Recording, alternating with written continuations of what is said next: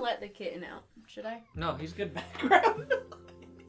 I mean, He's I chilling. think I'm at a good speaking level. Are you at a good speaking level? Am I at a good speaking level? You appear to be at a good speaking level. Do I? I think so. Look at, see, my we're falling. lines are smaller than your lines. Well, you need to be a little closer. Or just speak Man, up he slightly. is I think really- that'll be fine. He's really going. Say something now, and make sure you're like looking Hello? at the mic. Hello? Hello?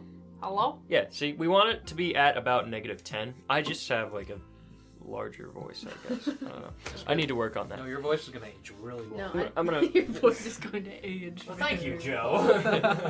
Kitty. It is 12 a.m. on a Sunday afternoon. 78 degrees inside, refreshing. It's 10:30 112 degrees in the On a atmosphere. Thursday. There's a cat eating Doritos on my desk. This is one hell of a Thursday, that's for sure. I love that he Sunday. eats them. I can't feel He'll like anything anymore, actually John. eat it. I can't feel. I don't know where I am. He's just going. He's just going around. I think I left the coffee pot on. I should turn that off. Goddamn.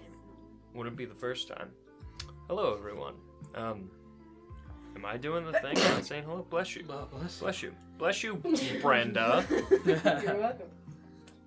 I'm Nolan. Welcome back. Why did I say you're welcome? I don't know. You got one sip of White Claw. We're done. This is it. Dang, so much stoke. This podcast. I'm Nolan. I'm Joe. Brenda's no. I'm Brenda's just a figment of my imagination. I Whoa. think. I'm part of his simulation. Once the simulation crashes, I'm his favorite part of the simulation. Oh. Have you seen Fight I love Club? you too. Oh yeah. But we don't talk about Let's spoil the entirety of Fight Club right now. I'm gonna spoil the entirety of Fight Club. Good, I've never seen it. Oh, you should. I'm not going to spoil it then because it's a good movie. It's a beautiful movie. It's It's a a good movie it's a good movie about self-reflection, basically. Fight Club, yeah, It's beautiful. It's good. It's about introspection, consumerism, and anti-consumerism, and capitalism, and anti-capitalism, and Republicans and anti-Republicans, Love it. and lizard people. Yeah, I know. I lied about that. There's no lizard I people. was on a road trip all across America, and I was tying in Fight Club to a lot of rap albums we listened to too, because of consumerism and the false image that we believe is right. Joe is involved in about 15 Fight Clubs nationwide. He's the ringmaster at all of them. I've seen him break people's toes. I've seen him bite a guy's ear off. He's not to be messed with. Joe's a serious guy. He does not play around. He does not play games. He does not take prisoners. He will not take prisoners. Remember the... Yes, my favorite movie is the Whooshy Finger Holder. The Whooshy Is this Finger. on your list? That's not a One of those movie. two. Is That's- this on your list, or are you guys wasting Yeah. time? I think we're not wasting No. time. We never This is waste what we- time. We never waste time. This is just what we do, baby. How you living over there? How you doing? That cat is drinking paint water. Don't let him do that. No, I think that water's clean, actually. Look at his face. He's gonna get carbon He's going to- poisoning. He's only like 2 days old. Oh my god. He's 7 hours old. He's going ham. He's, on it. he's off to a good start. This poor Stuart cat. does it. He'll be fine. Until Yeah. he grows up to be big and strong. Big and No, I strong. thought you said He'll have nice, dense bones. What do you want, Joe? It's Wait, clean. It's clean water. Okay, cool. It's clean water. You want a Let me picture of- clarify on camera that that is clean water that the cat is drinking. Babe, you're peeking the audio. What? You're peeking the audio, babe. Wait, she's peeking at the audio? Babe, no! Welcome back to the shit show. I'm your host, Butch Hartman. I'm here to tell you about Christian TV. Love Whatever. Love it. You like Christian Netflix? You It's want great. Dorito? I'm Butch Hartman. Butch Hartman? That's my Butch Hartman impression. I'm How's great. that guy doing right now? I don't know actually. He quit Nickelodeon. He tried to start up like a Christian Netflix thing, but it like wasn't really Christian. I don't know. There's a lot of shady stuff behind that. It didn't work out. I don't think it got funded. It didn't happen. Now I don't know what he's up to. I think he's a businessman. Let's face it. The dude's loaded. He made Fairly Odd Parents. I'm He sure that is. he had plans for another show. It was like Elf Detective or something, and it looked kind of cool. It reminded me of like Danny Phantom in a way, but I don't know if that went anywhere. I haven't looked at his stuff in a while. He kind of turned into some kind of like raving madman I after a heard. little bit. It was like that guy that like predicted the end of the world. What was his name? Remember we watched the internet historian video on him? The guy that like predicted the end of the world wrong like twice? Oh, like that super. Shia He's like LaBeouf? a Christian No, guy or not him. something. Yeah, just like us. Yes, this is a very Christian podcast. Welcome to the Christian podcast. We got nothing against Christianity. No, yeah. Except for that one guy who convinced people the world was gonna end, and then they sold all of their money and their property, and then when the world didn't end, they were homeless and poor. Yeah, but whose fault is that? Is that his fault or is that their It fault? is his Oh. fault because he came out and said that he was wrong I can say and apologized to them. So there's a question: does apology admit fault? that if he says it was my fault, then yes. Cat is See, but eating tinsel. if it wasn't Right. his fault, would he feel any need to apologize? Oh. Well, if he was right, I wouldn't apologize, if that's what you're saying. If he predicted the end of the world, I would be- think not. That's the guy that bought the jet planes and stuff, yeah?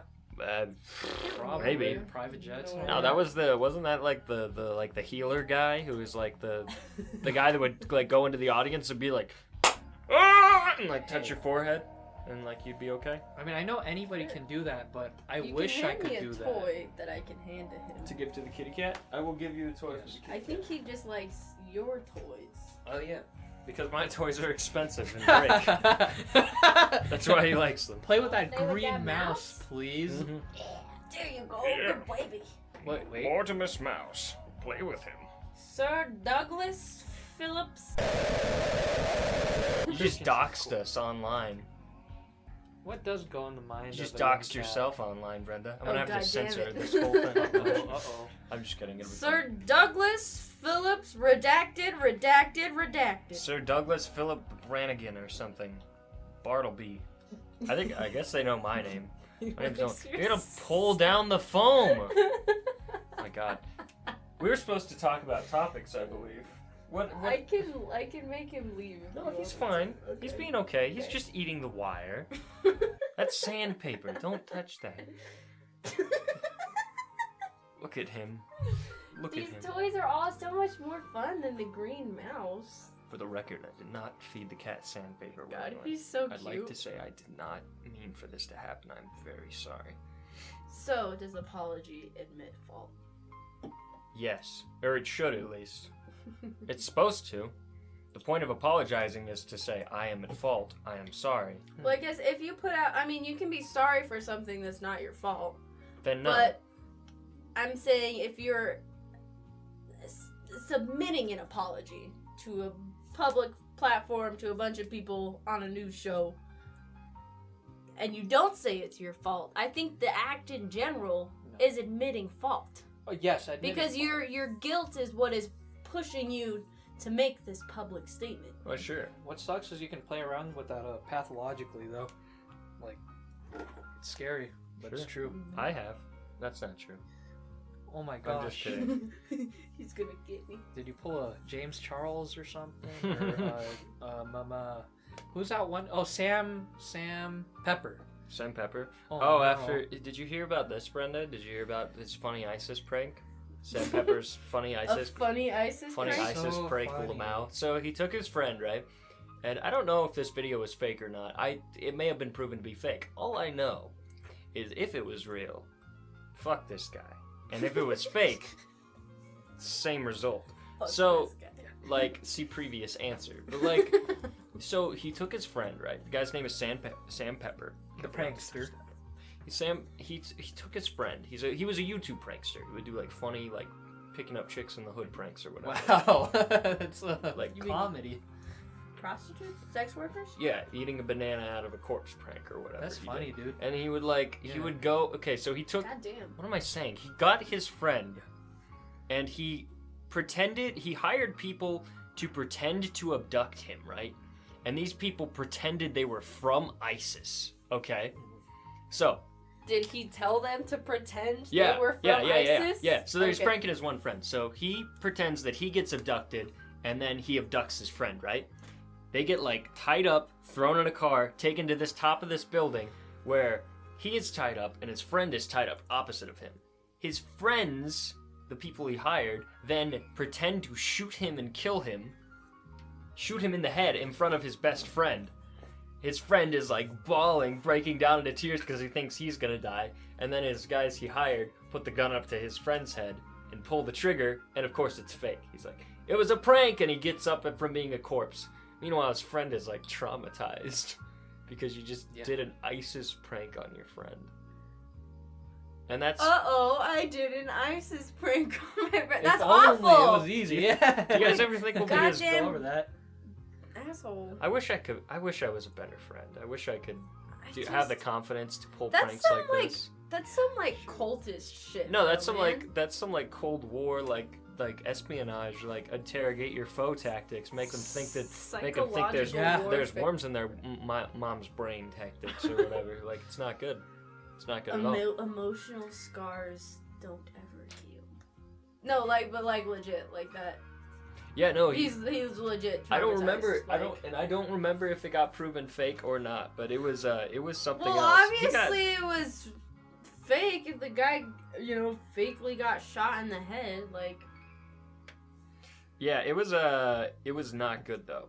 Or do you mean fake in the sense of like, the friend knew all along and was just was he in on it? Which even still, that's a scummy thing to do. But like if it's real, that's even worse, I think it was real. From what I remember, it was real.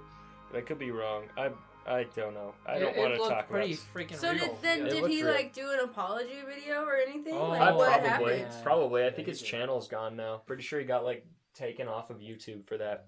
So like how Logan Paul should have gotten taken off for filming a corpse. Right. Jesus Christ. I feel like if these apologies really did slap on the wrist. If these apologies really did look genuine, I'd feel like they'd still be relevant, basically. Oh yeah, for sure. There's something about them though. Like, does it matter? Whenever there's an apology video on like YouTube or something, I just question their motives. I think because if your motive for apologizing is to keep your source of income and to keep your followers, like, can I really trust that? Can I really believe you're genuine? So like, even when they're like crying and whatever, like I don't believe it because they did it. Mm-hmm. And then they're apologizing afterwards. It's like ask for forgiveness, not permission or whatever. Like I don't think you can be genuine in that sense. Even if you tried your hardest. Even if you tried, because your motives are corrupt. Your reasons for issuing a public apology are corrupt. I was gonna say, you can tell on YouTube when an apology video is fake just by looking at the thumbnail, right? Because you get one of two different types of thumbnails, right? When looking at an apology video. Here's the thing, if you're uploading an apology video, just upload the video and leave it as is. Don't edit it, don't do anything. Yeah. You're gonna look worse if you're putting in all this editing and music and stuff. So if there's like a bunch of editing and you put like your little subscribe button down in the left corner or whatever. Oh my god. Like oh my god. You're phony, Right, if you do the thing with if you like edit your thumbnail that's like apology, like that's not what you're apologizing, you're gonna like try to trick the algorithm with your little thumbnail there. Apology? And like big question mark? Yeah, like it's easy to spot when an apology is fake, and usually it's because you can tell just by looking at the video. I mean, I don't think Logan Paul cared. I don't think he learned his lesson. I think that people like I don't know if I'm sure that he could learn his lesson, but like I don't know. Things like that. It goes so far beyond just like ineptitude. Like you can't. Of course you can't film a corpse in the forest and put it on YouTube and poke it with a stick and like sling it over your back and hit your friend with it or whatever. Like that's not good. I feel in those kind of situations like Or tase a dead rat.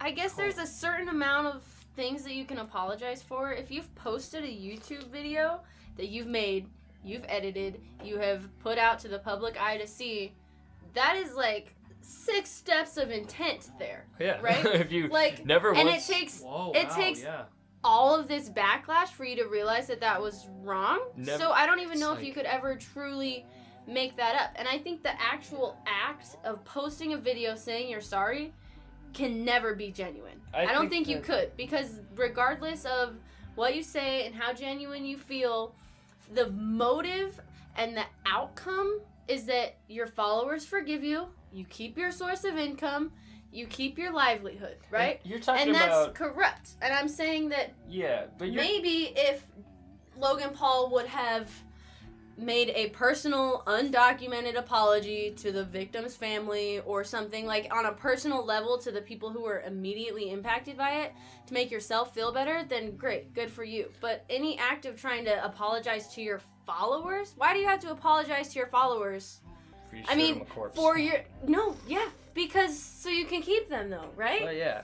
Well, because you're talking about specifically just this type of video, right? You're not talking about like every apology video, because there are apology videos that are genuine. I've seen. Give me an example. Okay. So I'm saying I don't think that any apology video can be genuine. There is a very good example that happened recently, actually. There's a channel I watch called Comic Tropes, and he just goes over the history of comic books. He's really great. He goes very in-depth. He talks about very niche things like specific artists and lettering and translations and stuff. It's very nice. He recently uploaded a video where he did not properly credit someone in the description. He deleted the entire video. Like, he deleted the video that had already had like tens of thousands of views and no doubt was getting him a lot of attention. So that he could re-upload the video with an apology saying that he did not properly credit the person. He went back, he asked them for permission, he got their consent, put their thing in the description, and then re-uploaded it.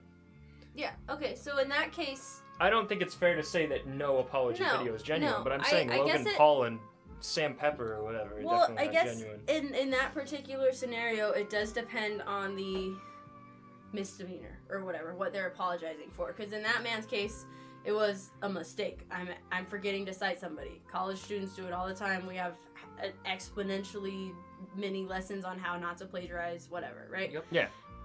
As of Logan Paul, filming a corpse, editing it, posting it, having it up for a week, with all this backlash, like, I feel like in that case, the only reason he's putting out the apology video is to keep his followers and to keep his YouTube channel. Well, yeah, someone like that who's only in it for money to begin with. But there's people like Comic Tropes and other channels that are in it for the art of it. I'm sure they make money off of it, but they do it because it's their passion, you know? That's an honest mistake, and the only way to, rectify forgetting to cite someone is to cite them, which he did, so he fixed it. I think that's and that's how you handle it.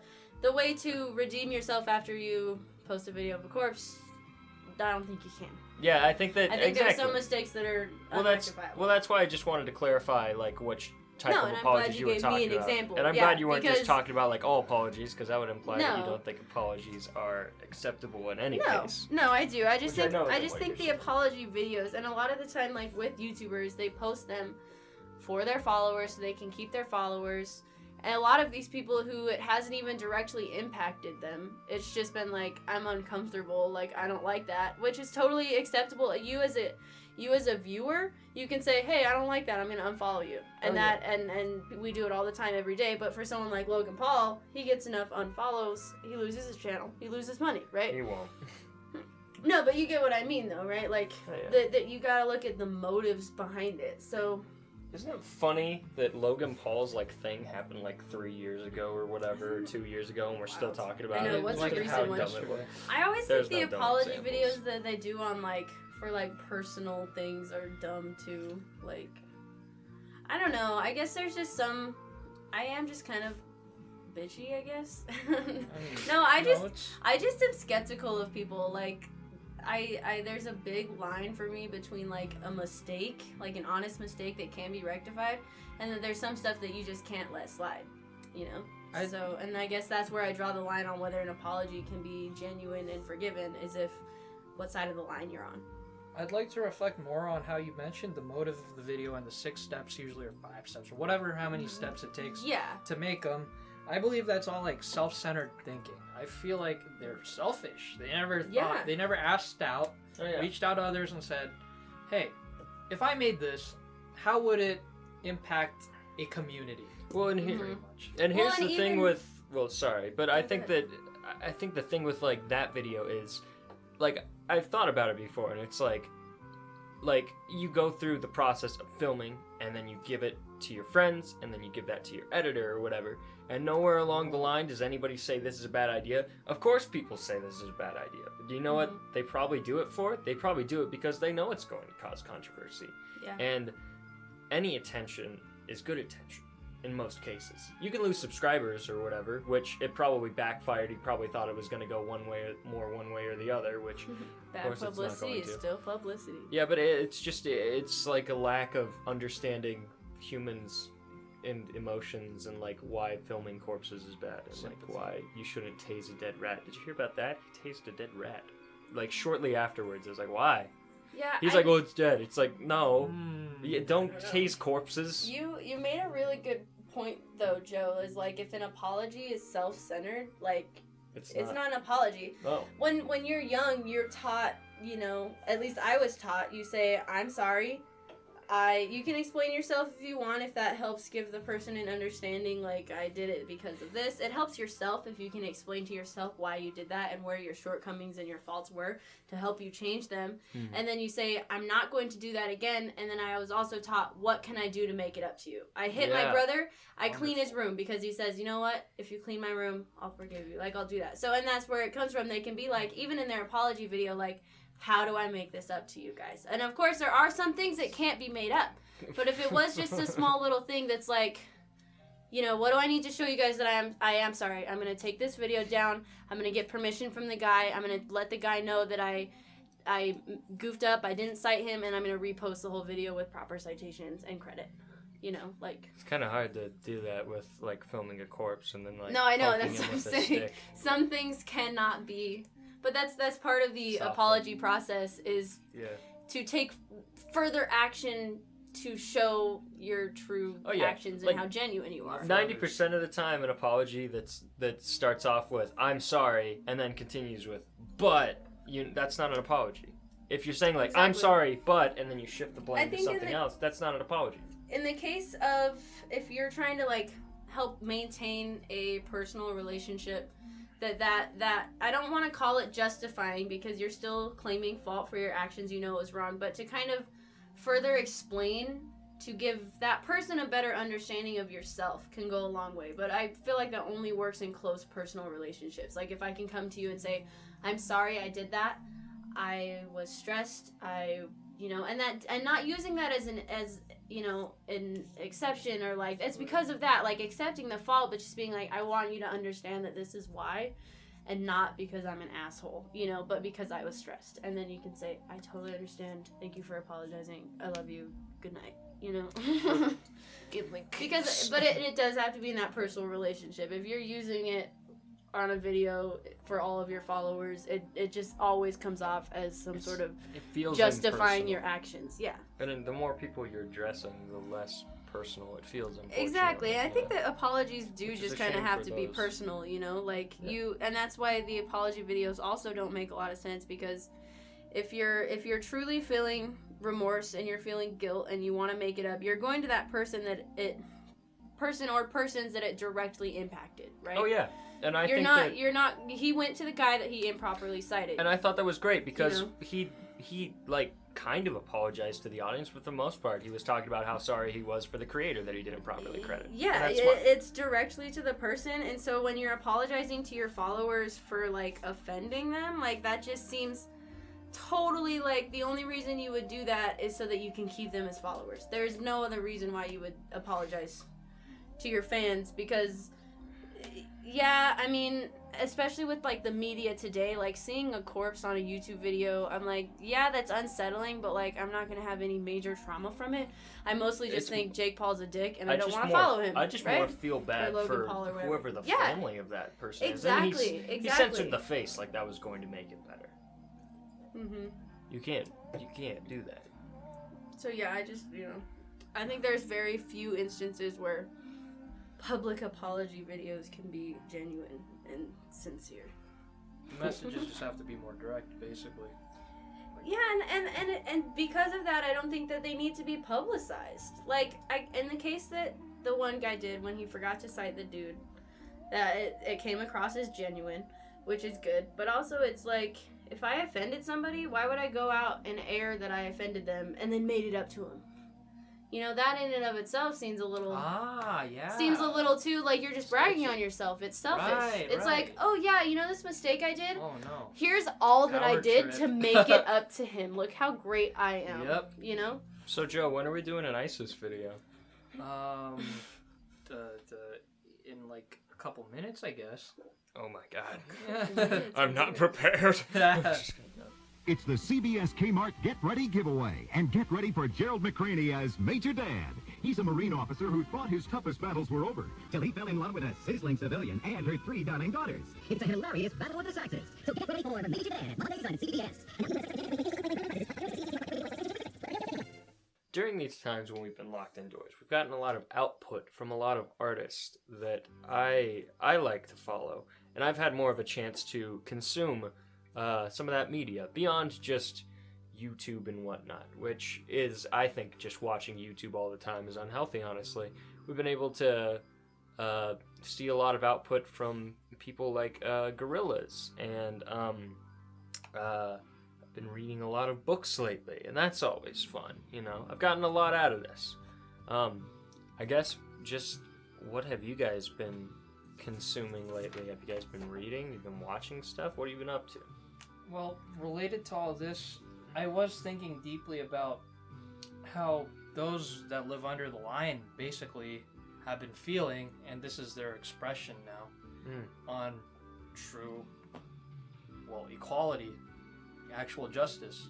Because these people, let's face it, they're kind of like the untouchables of, let's say, India or something. They're finally out. They're finally out there talking. But I don't think it's wrong to abolish the police or anything, but I do think it's right for them to actually speak out and have people here from all places, basically the affluent too, because they usually disregard these kinds of things. So it's great that there's a lot of action going on.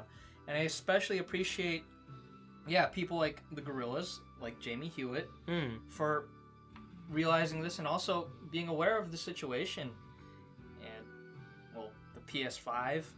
You know, they paused production for all this, and that's great because if they finish that project, oh man, would that be so awkward, so bleak almost to celebrate to. PlayStation 5? No. Oh, we can get into whatever. Yeah, we can no, get into whatever. I don't want to make like an I was just pointing that out. I just appreciate these brands though. I was just gonna say, because you're asking what kind of like media we're consuming and whatever, and I would just say that as far as I think that it's good that a lot of people will like turn away from social media, or that it's all like convoluted and whatever, but I personally like appreciate it more. I think especially on I mostly have been on TikTok and Twitter. And it's just been a lot of hearing things from individual people and their individual stories and their individual experiences, instead of listening to the news, who is, may have bias in their, undoubtedly has bias, as far as like whether they're getting funded by somebody or they're just, the media pushes things so much to scare people into whatever and to push their own agendas. And so to be able to have your social media platforms where you can go on and you can share your own personal story and your own personal experience of what's going on is great. And we should keep doing that and keep learning from these people and their experiences, and not just letting things get lost in the shuffle, and not just taking in one resource and being like, that's the end all be all truth. Because it's not. You have to be super critical of everything you read, of course, everything you see. It's good to get different angles from individuals. Yeah. And it's good that that's kind of rising to the top, because you're not just getting one side of the argument. You're getting multiple angles on whatever the argument may be, which is nice. Yeah. This is definitely a time of social uprising, I'd say. Even people like gorillas, even people like gorillas, Jamie Hewlett and whatnot, have been really pushing the Black Lives Matter stuff, which is cool. It's good to see people with a voice like that, people with such a strong voice, using this as a chance to be heard. Yeah. Thank you. Yeah, no, I think it's great. Like, I don't know, I know growing up and then like a lot in the, last little while is it's always like social media is bad, stay away from it, don't listen to what you see on the whatever, Which it is, to be fair. I just don't always agree though. I think that I would much rather hear people's personal experiences and their personal stories about things, And I do check and make sure that they're educated and that they kind of know what they're talking about. If it's with, like, statistics, I wonder where they get their numbers from. But, like, to hear their own personal experiences of how these people of color have dealt with racism, how they have been taught their history, what they have to learn as far as interaction with the police goes and whatever they're taught at a young age is way more valuable than hearing about these numbers on the news and hearing about, like, the media. And I say media, I mean, like, news outlets. I don't mean social media. I mean, you know, the other big people. They twist things. They push things. They're so biased. They only talk about one side. All of their information is just totally, like, you just can't. You try to, like, weed through it and you just can't. There's just nothing. So that's why I do like my Twitter and my Instagram and my TikTok, because there are so many smart, educated people out there who are sharing their opinions, and it's great to hear them and to learn from their stories. I've learned a ton. TikTok is run by reptilians, though. Oh, for sure. Of course. They're an interesting bunch.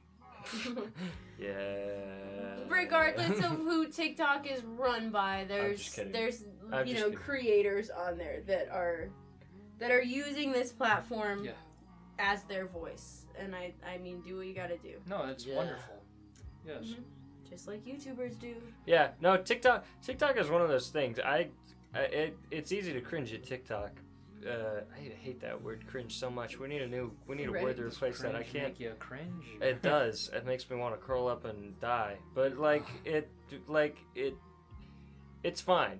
It's whatever. You know we got made fun of for using, like, iFunny back in the day or whatever. Oh my god. And now kids are using TikTok or whatever, and we're making fun of them. It's like a rite of passage, and I feel bad about it sometimes. But also, like any platform, there's its ups and downs. You know, and honestly, I was way more, like, I thought TikTok was way more cringy when I didn't have it. Like, I got it and was able to see that there are a lot of, like, super useful videos. There are a lot of, like, medical health professionals that post videos. Yeah, TikTok? Yeah. Yeah, there's a lot of, I mean, there's also the makeup tutorials, which I like. But, like, there's a lot of medical health professionals. There's therapists. There's nurses. There's even police that are going about and sharing their opinions on all of this. And it's so useful to be this free app that people can just go and read stuff. And on the stuff you see on other platforms like Twitter and Instagram of the TikToks, of course they're all the cringy ones. And so to be able to be on the app itself and cream seeing, rises to the top, my dear. Right, seeing how much more there is to it, because that's what I like. And of course, you like enough videos, they create that algorithm for you, and you only see stuff you like. And it's like everything. Yeah. I think that just some platforms breed more of that more of that awful content than others. YouTube is no better, is the thing. Like, you could say for any platform, Twitter is a cesspool, but there's good people on there. Instagram is a cesspool, but there's good people on there. YouTube bends over for every advertiser that comes their way. But there's good content on there sometimes. Yeah. And then they get people like Logan Paul that don't get punished or whatever. Okay. Maybe, I don't know who got punished, but you know what I mean? Like, it's any platform is like that. But I'm glad that you've been able to find people with a voice on certain platforms. I guess I do like my Twitter so much because I have been on there for years, so my feed is very much filtered exactly the way I like it, which could be a bad thing because I'm not seeing anything that I don't like, but I do see things that I don't like. Of course, you can't really escape that. If you type in certain tags and all that. Yeah. Well, I mean, even if it is people who are retweeting them saying, I don't like that you said that, I'm still reading what these people are saying, but I think that it goes, I mean, I could bring in sociology because there's the phenomenology, which is the study of people's personal experiences. So they were studying sociology, and they took into account, okay, this person lives their life differently than this person, right? And so there's certain things that you can't study from an objective stance, right? You can't study social life with numbers all the time. You can with some stuff. But you can't look at a person's life and put it into a data sheet. You know, it's so much more complex than that, and there's so many things you can't learn about. So that's where phenomenology comes in place, because instead of studying numbers and situations, they started studying people. and how they experience things. And then they can look back and say, okay, they grew up in a 2-parent household, they grew up Muslim, they grew up whatever. They can say, they can list their variables and be like, and this is how they experience things, and they can have findings and experiences from that. So I'm able to get on Twitter or TikTok and see these people sharing their own experiences of their social life and of their social world, especially now with the Black Lives Matter movement and with all of these people of color voicing their own personal experiences of what has happened. And it makes it so much harder to ignore. It makes it harder to generalize all of those other statements because, you know, it makes it way more personal, because instead of looking at this big issue and all these numbers, you're saying this individual person is scared for their life. Like, yes. I do not feel that. I get scared when I get pulled over because I'm scared I'm going to get a ticket. I don't get scared that I'm going to get killed. Mm. And I can understand that by reading this person's heartfelt story that they've taken their time to type out. And so so while it is just some random guy, you can learn from their experiences. You can learn, you can become compassionate, and you can understand more fully from those. Even if it's not from a textbook, you can learn. Just asking others questions, yes. And then just pointing out, like, it is a specific branch of science is phenomenology. Well, Brenda, you're taking a major in sociology, correct? I am, and with a minor in women's studies. That's right. That's right. Go get them, boys. Go get them, boys. Right. I did see a funny Pour one TikTok. into the microphone for the boys. I did see a TikTok today that was like, guys, I think we have outlived the need for white straight men. I don't agree. Okay. As a white straight man, I don't agree. I just thought it was funny. No, I'm just kidding. No, that's funny. Also, okay, another media whatever that I've been watching is American Horror Story. Yes. I like that a lot. It's interesting. But we were I'm on that season right now. With Surprise. That's about like the cult season and everything, and they're talking about like women's rage and how it's been like built up, and it's like it's the same across the board. Like inequality breeds rage. It's just what happens. Right. If you look at inequalities and you don't get mad, I'm gonna judge you for that, because I'm frankly pissed off. Like, you know. TV falls in a weird place where if you're, I don't know. If you're too political, like, you kind of get chastised for it. If you're not political enough, you kind of get chastised for it. Very rarely. You have to be entertaining, and you have to be funny, and TV and movies fall in a weird place where when they're trying to convey a message, especially a political message, they have to do it in the most subtle way possible, in a way where you get hints of it, which... Or they do like American Horror Story where it's so blatantly unrealistic that you know it's not true. Well, there's things like that, and I haven't seen American Horror Story, so I can't speak for how I feel about it. But I know that there are certain programs where when they try to tackle political messages, they get lambasted for it. And that can just be because of how smartly they handle it, or sometimes because they'll convey themes that are contradictory to what they're trying to say, you know? One character's actions completely going against what they believe, kind of a thing. Yeah.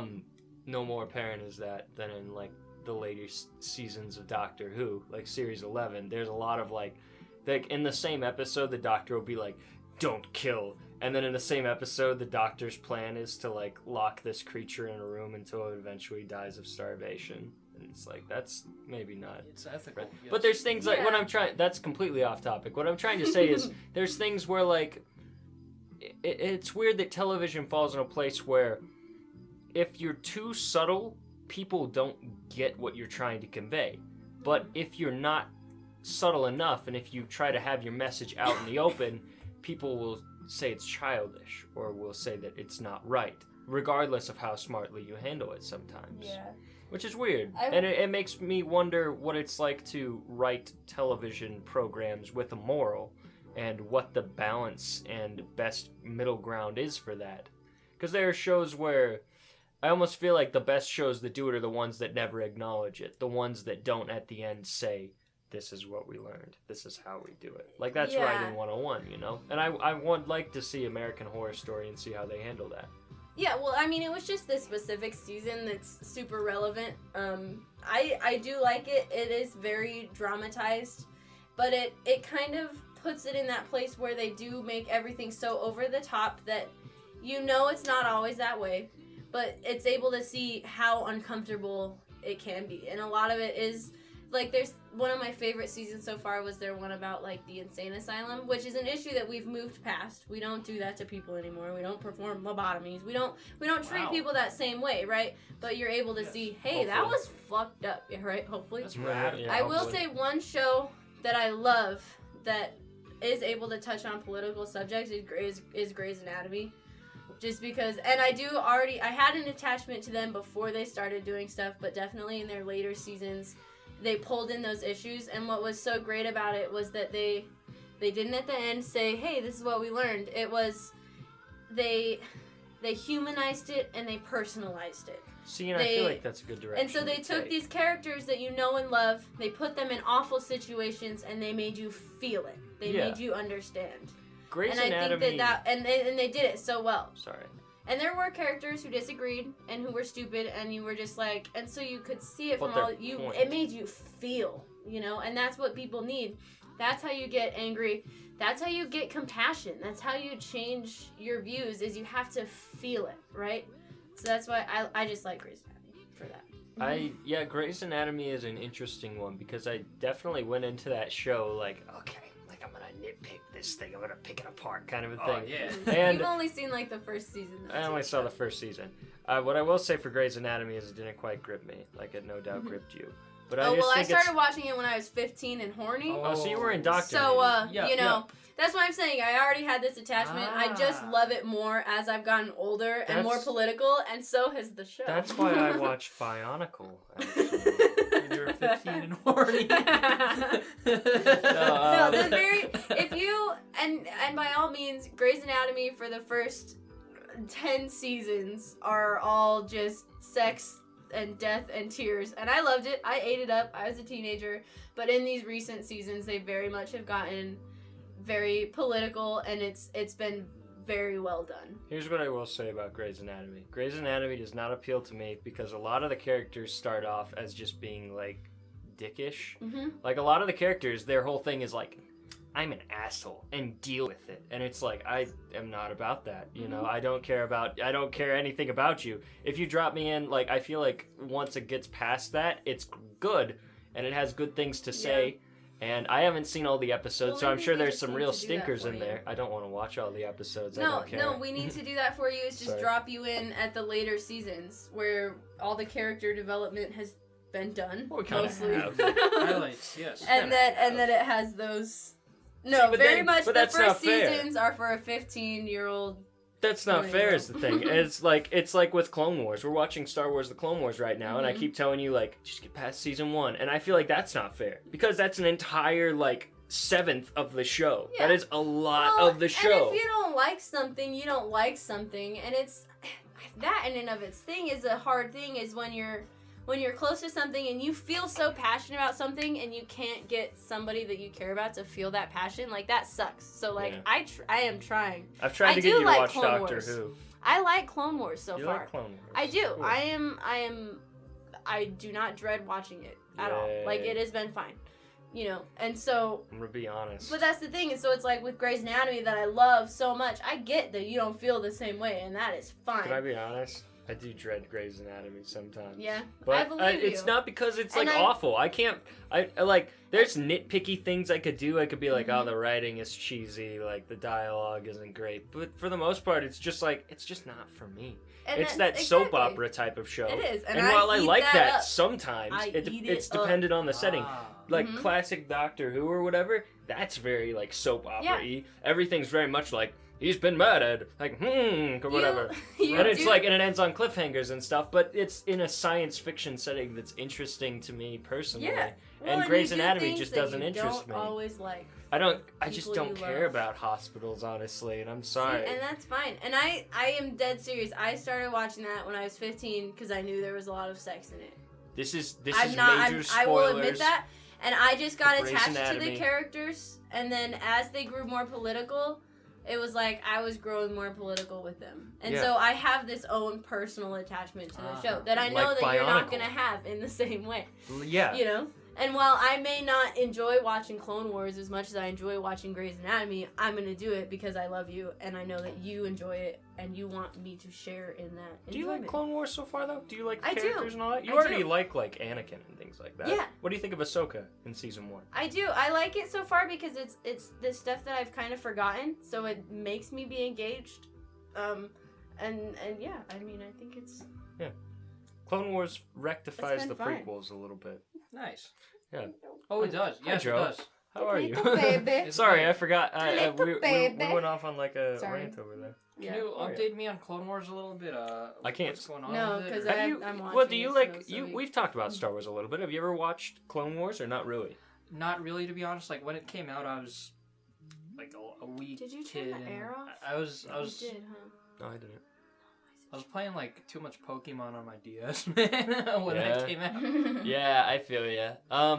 Yeah, it's a good show in my opinion. I like how it takes the prequels and it takes all these concepts that I think the prequels lightly touched on and were trying to get across, and it expands on them in an interesting way, and in a way that doesn't beat you over the head and say, this is why the prequels are genius. It just takes what was there and it gives you a little more detail, and that detail is exactly what you need. I totally like that. I think that that's why I've been so engaged with it so far, because you do take someone like Anakin that I really liked that I didn't know a lot about, partly because I've forgotten the prequels, and partly just because I didn't get into it as much.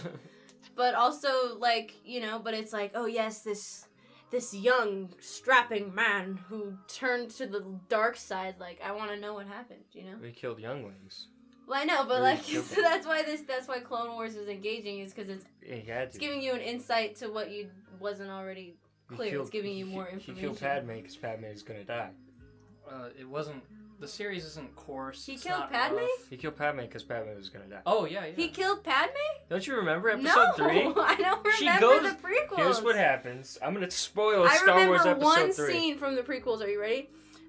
We got Luke, or no, you got Anakin. No, wrong. Turn it off. You got Anakin and Obi-Wan in an elevator, and there's a city, and they're flying around in ships, and the elevator's got clear glass, and they're talking about something. That's every single prequel movie. That's all that I remember. Yeah, I swear to God, when I think of prequels, that is the exact image that comes to mind, and nothing else. It's like a buddy road trip Star movie. Wars, episode 2, Attack of the Clones. I do remember Padme and Anakin being in the bedroom, and then there's that, like, worm thing that came in there.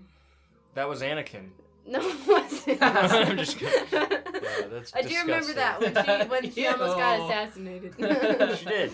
She got a Babu Frick or someone. I don't remember. Was it Babu? Do not say that name in Babu Frick is the only good thing to come out of Rise of Skywalker.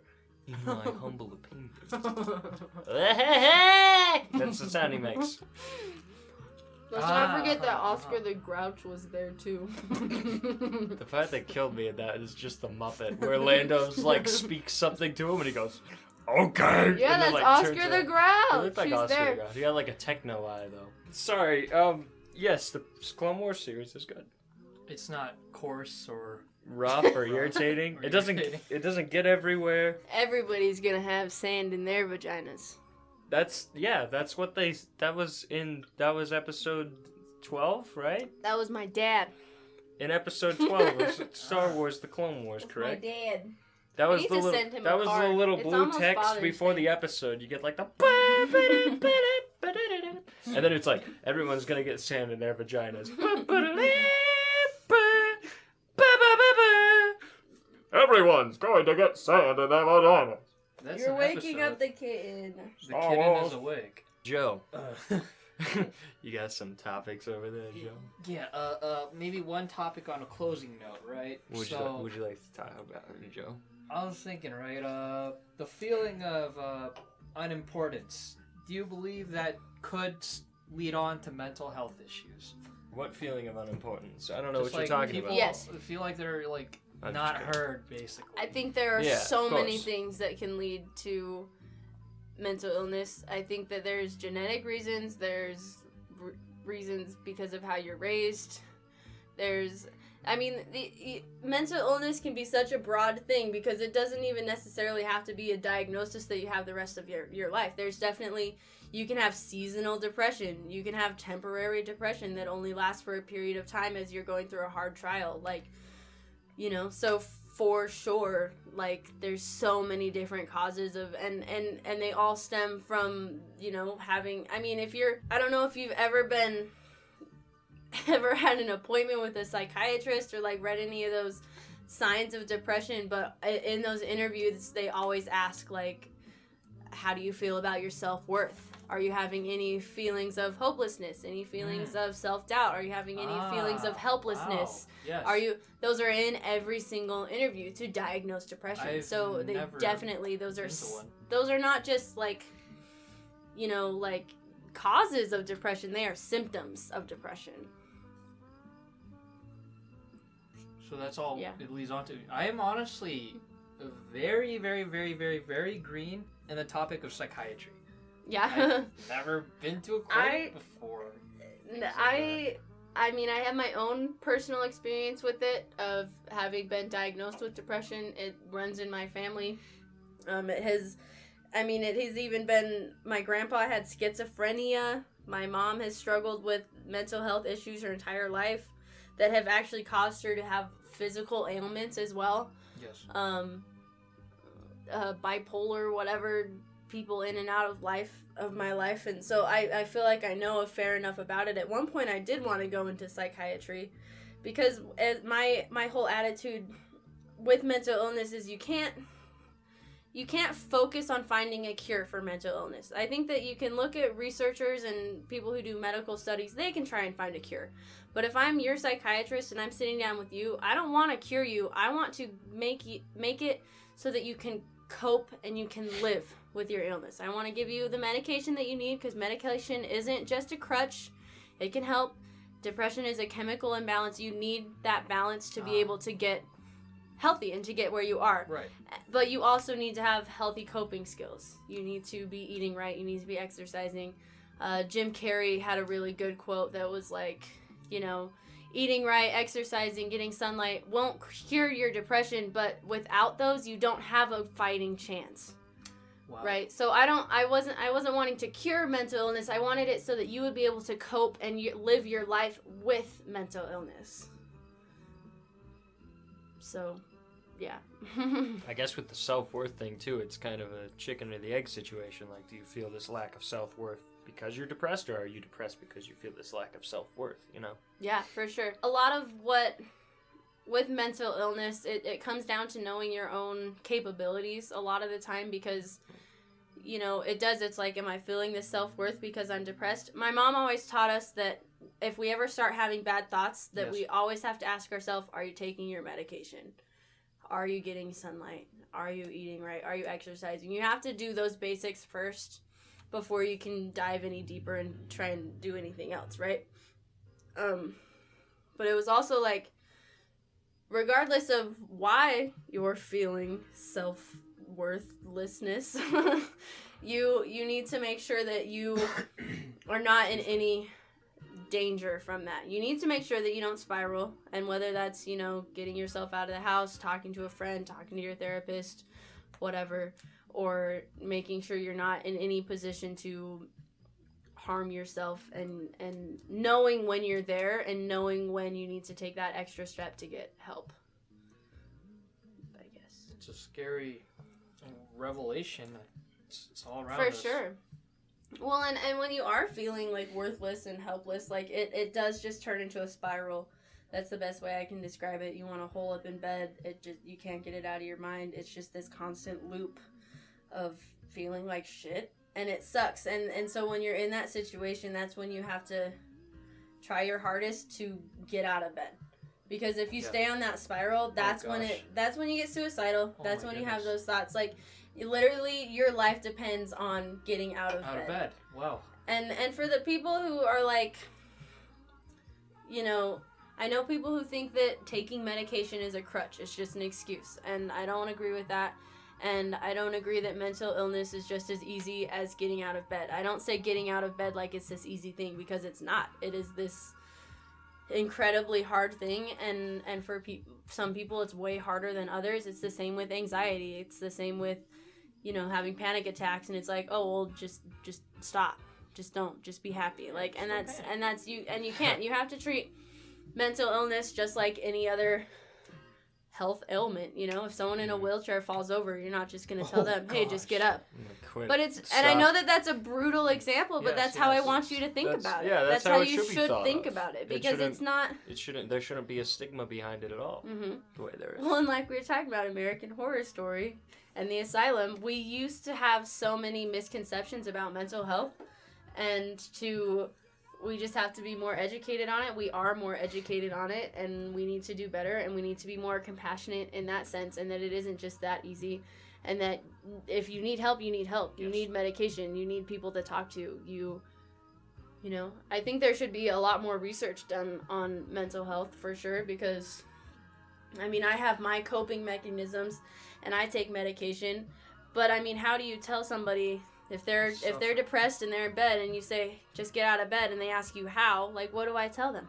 It's different for everybody. Oh, gosh, that's the thing too, is depression is different for everybody. Scary. I have learned myself and my own needs and my own signs of when I'm getting bad so that I can stop them. But how I handle my depression and how I experience my depression is not the same as how my mom does. Right. It's not the same as how somebody else does. And so it's so extremely personal, which is why it's also super important that for psychiatrists and for therapists, psychiatrists already do it, but they meet with you on a regular basis to make sure you're doing okay, because they need to know you personally, because you are the only person who experiences your depression, how you experience, you know? So. That's it. Depression's a very human thing. Yeah, well, and that's the thing too. Like, you can have seasonal depression. People do get more depressed in the winter because there's no sun, and that sounds dumb, but it's true. It's totally true. Is that because of like lack of vitamin C? Or D? Whatever sun is. Sunlight. Sunlight does a huge thing. They make like sun lamps that people like put in their rooms, but like that's totally a thing. Okay. You can experience a depression if you're, you know, if you lose your job and get divorced and all of those things. There's a difference between being like sad and being depressed. Of course, everybody experiences sadness, and some people can go through a divorce just being sad, but some people, it triggers this chemical imbalance in your brain. It creates that, and you just need help. And sometimes it doesn't always require medication. Sometimes in those temporary situations, it is just needing a therapist. It is just needing to talk to somebody. But another big issue is that depression is significantly higher in males and significantly higher rates of untreatment in males. Men don't get diagnosed with depression because they're less likely to talk about their feelings. They're less likely to tell people, so they're less likely to get diagnosed. So, and then the same with like male suicide is way higher than in females. Mm-hmm. Also, males are way more successful in committing suicide. So talking about your feelings as a boy is crucial. It can save your life as a man in adulthood if you can learn how to talk about your feelings and do that. Even if it's just a period, that even if you're not clinically diagnosed with depression, even if you're just feeling like shit and you want to kill yourself, like, just talk to somebody. Like, you're still valid, your feelings are still valid, and talking about them can make a world of difference, you know? It's valuable, yes. Yeah, so toxic masculinity can literally kill you. Because it's toxic. It's literally killing me. Poison. Yeah, man. So that's my lesson for the day, is you gotta talk about your feelings. You can cry, it's okay. Mm-hmm. It is okay. Even if you don't cry, that's fine too. Nolan doesn't cry. And sometimes I think that makes me a little uncomfortable, but he just might not cry, you know, and that's okay. The stone man. The trash man. Oh, no. I don't know. They just don't really need to very See, often. and that's fine. And if you don't need to, awesome. that's totally fine. Yeah. Like I said, everybody's different. Do you know how complex our brains are? Like, it's just incredible. I don't think we'll ever know. I don't think we'll ever know. I don't believe you ever cried a wirings day and in your life. firings. Synapses. You ever see that sorry, I keep taking this back to like dumb media. No, things. it's good. No, You guys ever see that like Brother Bear interview with Joaquin Phoenix? Oh, Have you seen that? No, It's the most what are you talking uncomfortable thing ever. Whoa. This lady's like talking to Joaquin, and she's like, "This movie was like very impactful. I cried 4 times. Whoa, Brother There were Bear. so many emotional scenes Oh, during Brian this Bear film. is awesome, though. What did you Brother think Bear. while making the movie?" And Joaquin's just like, "I don't believe you've ever cried a day in your life." And he just like stares her down, and it's like so quiet. It's like, holy shit! It's like this guy just like lost his mind. Some righteous evil right there. Righteous evil right there. Joaquin, where you at, bud? You okay? You all right? You getting enough sun? You're wild. You're Stay our safe, bud. dream interview guest. Joaquin Phoenix? I don't think he's our dream interview guest. I think Who would that be? who would be my dream interview guest? Who would your guys' dream interview guest Dream be? interview Drop down in the guest? comments You'd have- below. Like and subscribe. Everybody dislike this video right now. Everybody unsubscribe. Please. I'm just kidding. Well, maybe do it. I don't care. Okay, it'll be fine. Dislike the video. Dislike the video for sure. But no, I don't know. Sorry, I My got dream- on Facebook. I don't know. There's like a It was a million people. mistake. I think, honestly, I think like of the people that I want to genuinely like sit down and talk to, I think Bill Murray is pretty high on that list. Yeah, there we go. He just like, if you can. Here's the thing, right? Bill Murray is like, he's like an anti-actor almost. Yes. He's like, he doesn't have like a cell phone. Like he doesn't have an agent. Like Robert Pattinson? Exactly like Robert Pattinson. No, Yeah, not same like guy. Robert Pattinson. kind of like Robert Pattinson. I just you say anti-actor, Oh, so I'm like, boy. so you mean they hate every role they've been in, like Robert Pattinson? No, No, that's not that's not what I mean. He's not an anti-actor. Bill Murray. He's like he doesn't have a cell phone. He doesn't have an agent. If you want to reach him, you have to like talk to people that know him, and then you get his phone number and you call his house, and he listens to your message. And if he likes the sound of the roll, he'll call you back. One time he was at an airport, and he just like wanted to get an application to a Flaming Walk because he thought that it would be fun to work at the Flaming Walk. You know, he's just interesting. He's just like a person. He refuses to be like a celebrity. Like he refuses to do what he doesn't want to do. It's why Ghostbusters 3 got stalled for like 50 years or whatever. He just seems genuinely interesting, and I'm sure that he's like anyone else. I'm sure he's an asshole at times, but he's also a very funny guy, and he just seems very down to earth, and I'd like to have a conversation with him and just ask him about Ghostbusters. No, not really. I just want to talk to him. If about Garfield was a person. Also, he would be Bill Murray. Yeah. He would be Bill Full stop. Murray. Period. Garfield was a person, I don't know, he probably wouldn't be very healthy. I don't know. If Garfield was a person, he'd probably like I would hate hate going to work on I would Mondays. hate to talk to Garfield if he was a person. If he was my neighbor, I would actively avoid him. He just like hates everyone. He hates everything. He like eats birds. He like kicks over the mailman. I would never bake lasagna just to spite him. I would bake lasagna, but he'd break through our walls. He'd He'd kill our family for our lasagna, and then he'd say Mondays, right? As like the life drains from your eyes. Look You know? at how The long punchline. his little leg is. It's got like chevrons, just like pointing kitty towards cat. his butt. He's sponsored? He's so cute. This video is sponsored by Big Gas. Everybody invest in Big Gas right now. Right now. Big gas. Brenda, who would be if you could talk to any Values celebrity / person / human / animal / bionicle character, which would it be right now? Go. Stuart. I want to know why he's such an asshole. Stuart is our cat for anyone at home. They're all at home. No.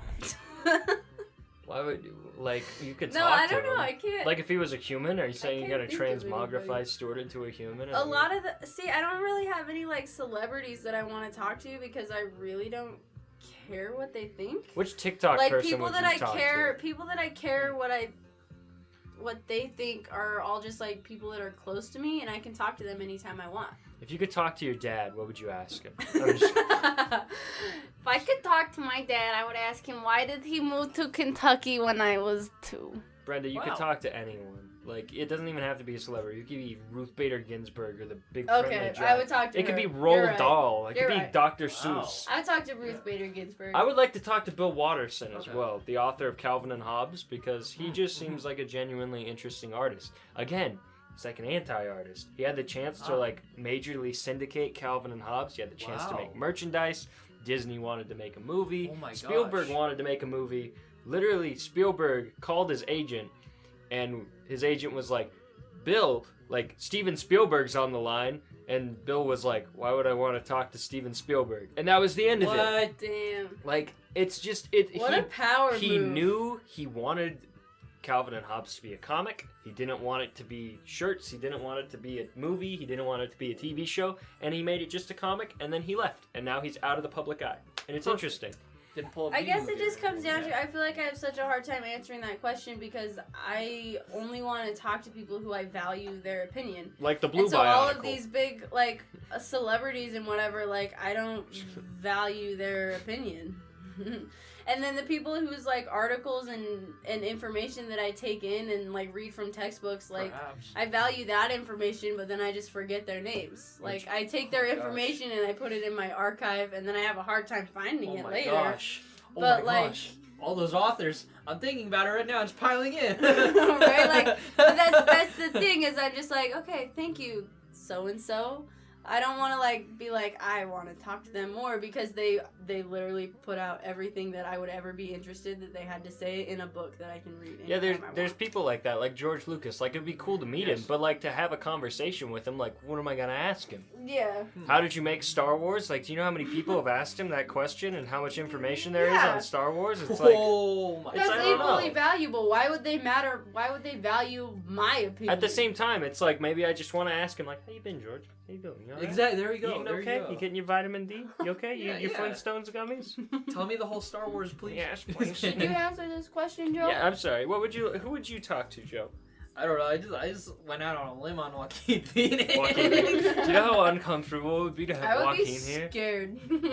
He just starts talking about like cow milk or whatever. Joaquin. What's so up, bud? soulless. No, I like Joaquin. He's an interesting guy. He's also crazy. But he's a cool guy. He's talented. That's for sure. You think Joaquin Phoenix, though? Yeah, I gotta think about it a little more, man. I would interview both Jared Leto and Joaquin at the same time. Oh, And man. then I would, like, the floor would collapse. And there'd be, That's like, a little hole. contrasting. And there would be two, like, sticks. And I'd be like, only one Joker gets to leave. And then that would be the podcast. I'd want to talk to Sir Douglas because he's so cute. That's the kitten for anyone You at gotta- home. You gotta post a picture of him so they can all see how cute he is. Okay, babe. Crap, now they know I'm your girlfriend. I think they knew that already. No. Why else would I be here? It's my goddamn house! It's our goddamn house. Watch your fucking mouth. Sorry. But, yeah, Joaquin Phoenix, definitely. Garfield as a human Garfield. Marmaduke, the Blue Smurf. I'd interview Greg. Heffley? Or Greg Heffley. He's a psychopath. I'd be afraid he'd, like, yeah. kick me in the shin and then, like, call me a dirty name. And then put you in his diary and I wanna persecute go you. to bed.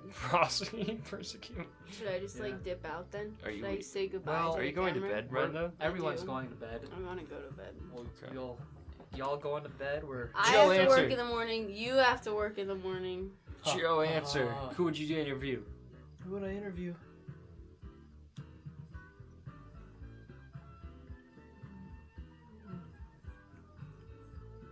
Tommy Hilfiger? Who the hell is that? Good night, everybody. No, I'm just kidding. Good night. No, who's Tommy Who the Hilfiger? hell is that? The guy that makes Tommy Hilfiger clothes. I don't know who that is. I'm I sorry. don't even. Yeah, he's just. He's a clothes designer. some guy that makes some clothes, man. I don't know. That's cool. Are you for real? Ow. Yeah. I didn't give this much. I didn't provide enough thought into this question. Which Mario character? Which would you, Joe? Why don't we take a From the BuzzFeed movie or quiz? the cartoon? We're gonna take a BuzzFeed quiz. Take the BuzzFeed quiz first to see which one we are, and the one that I am, I would interview. I'm the X-Men Wolverine. I think that you would It's be not even Luigi. a Sonic character. Luigi. Oh, okay. Yeah, Luigi? you're goofy. I think Thank that, yeah. I You look Luigi. like I you could respect clean Luigi. some pipes. Who would I be? Who would I be? Who would you be?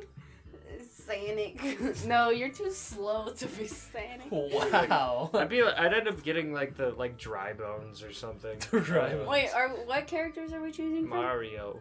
Mario characters?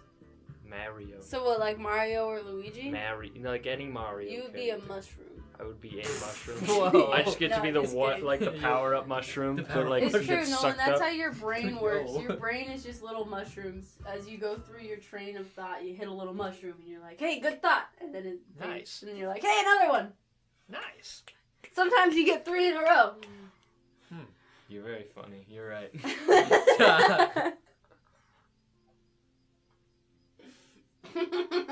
Okay, we're gonna go to bed. I think. Yeah, I'm gonna do it. So that's the end of that.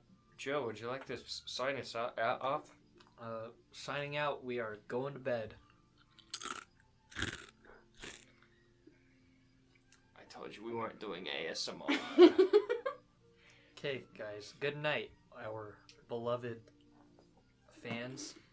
I think that this is the worst episode we've done. I don't know if any of this is usable. The cat is clawing the microphone. He's got his little nubbins in the condenser mic. It's stuck. He's got. This is man. actually awful. We're gonna go to bed. We're gonna go bankrupt. We're gonna have Good night, to Joe. file for Good night. bankruptcy. We're gonna lose the house. and We're gonna lose the down payment. What about the kids? What am I gonna tell the kids? They can't. No Christmas money this year. Just blame it on Doug. No bonus check. Yeah. Never mind. Yeah. It's Doug's fault. It's your fault, Douglas. You were born into You this. broke my grill. Sorry, Douglas. Doug. Sorry, Douglas. Okay. That was a reference to the 1997 show Doug. Oh yeah, Quail Man. I don't actually know if that was from 1997. If I got that right, I get a prize right here. Yeah, we would throw in a sound effect or something if you got it right. I guess that's the end. Is this the end of Evangelion? Is this the end of us, Joe? Just the end of the night. Okay. Just gonna. Thanks for joining me, Joe. Thanks. It's been a fun time. Yes, Brenda? Welcome. Can you do me a favor and switch out the laundry before you come to bed? Yes, babe. One of these days. One of these days. Yesterday, I broke your grill. I'm sorry. You broke my grill?